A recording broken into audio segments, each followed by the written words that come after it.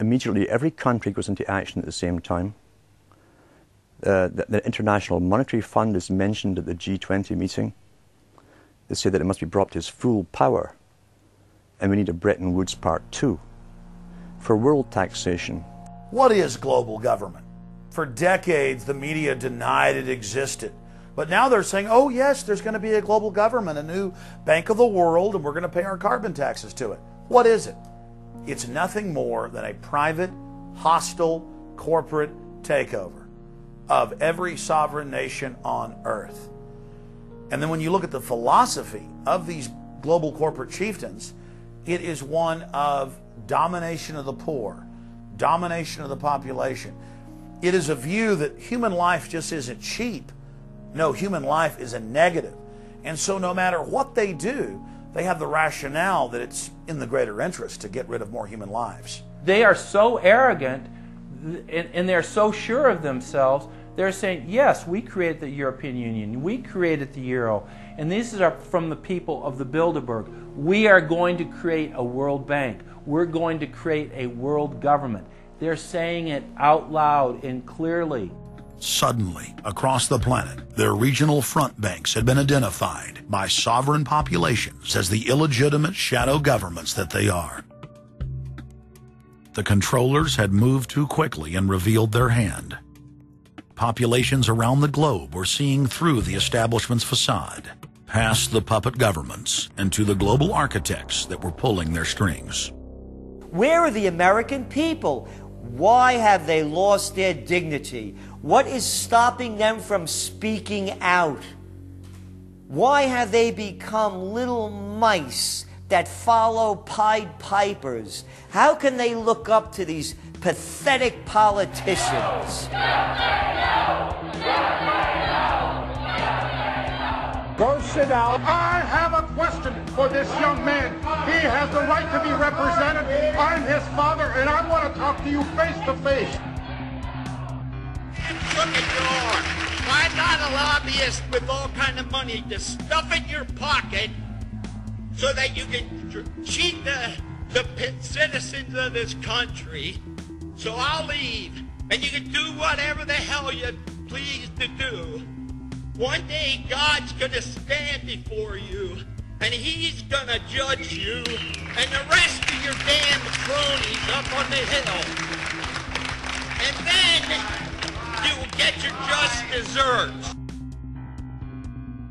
As the public begins to awaken to the fact that Barack Obama has cold-bloodedly betrayed the pledges he made to the American people, the establishment media and Democratic leaders have invoked the tactic of divide and conquer.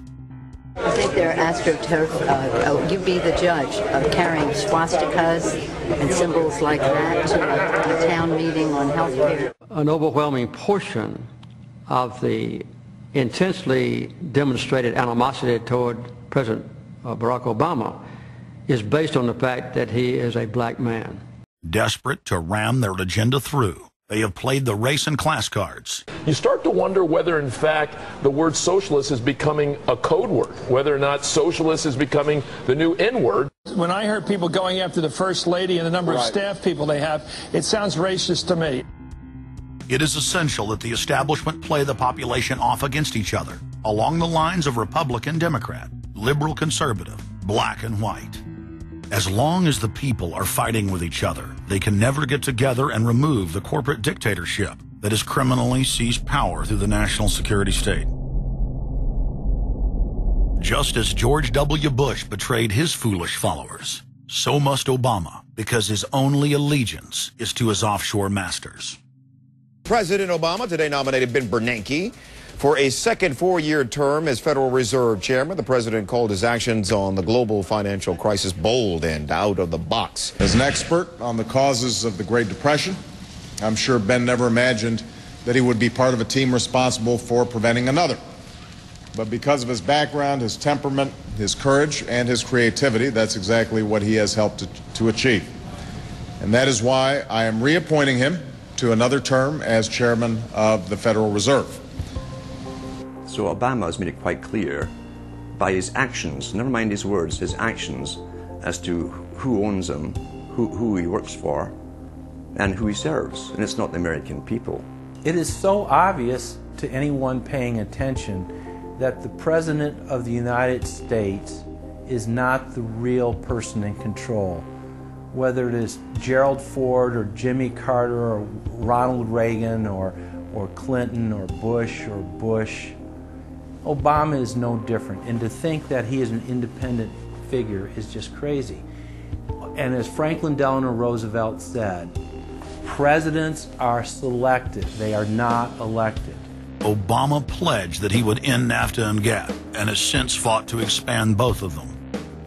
Obama promised that he would have the most transparent administration ever, and he is already more secretive than Bush and Cheney ever were, even making it a secret who visits the White House. I can make a firm pledge.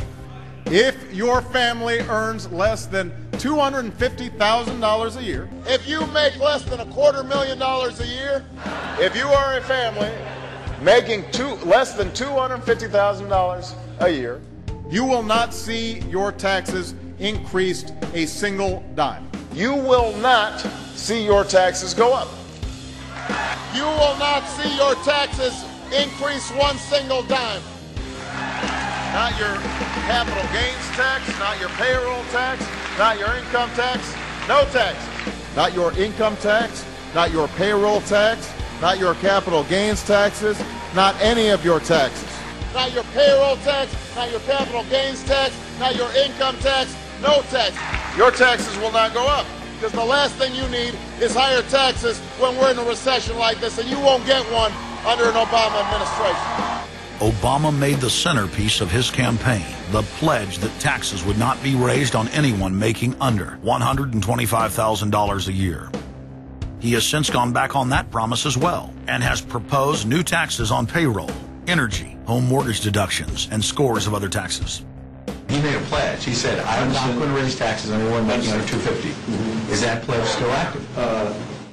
We are going to let the process work its way through it. So it's not. So it's not. So it's not. We're going to let the process work its way through it. All right? The Senate is looking especially at this issue of capping the deductions for health care that employers and employees now get. That would be an tax increase for many families earning under $250,000, but the president said he was open to it, so that means that the tax pledge he made back in September is no longer operative? Obama said he was going to abolish the Patriot Act. He now vigorously defends it. We saw the same type of flip-flop when it came to warrantless wiretapping of the American people.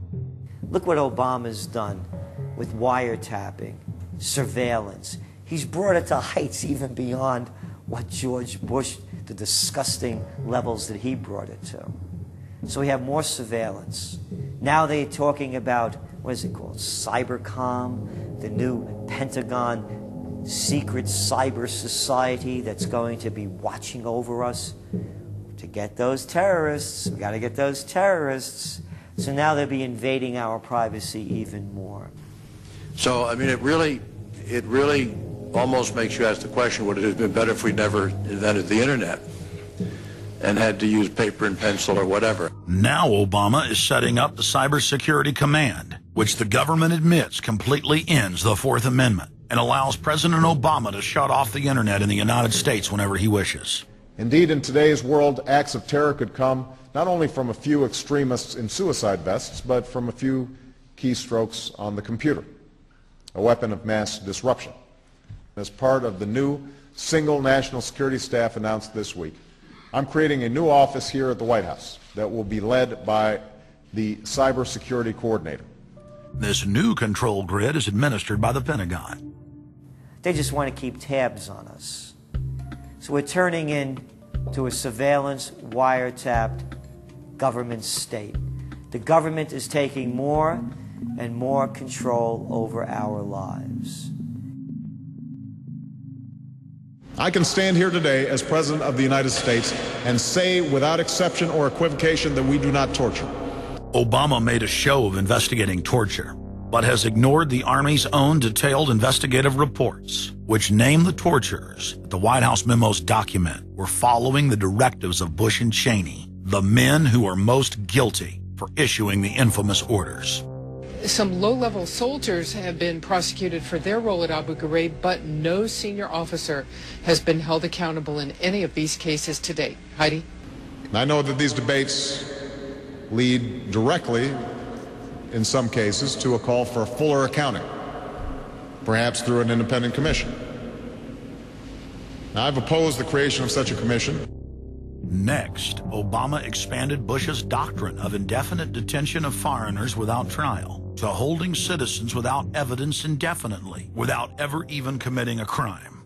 President Obama today proposed something new, something called prolonged detention. Pre-crime is where people are arrested and incarcerated to prevent crimes that they have not yet committed. Barack H. Obama, who ran as an anti-war candidate, has continued the war in Iraq, massively expanded the war in Afghanistan, and unleashed a new conflict in Pakistan.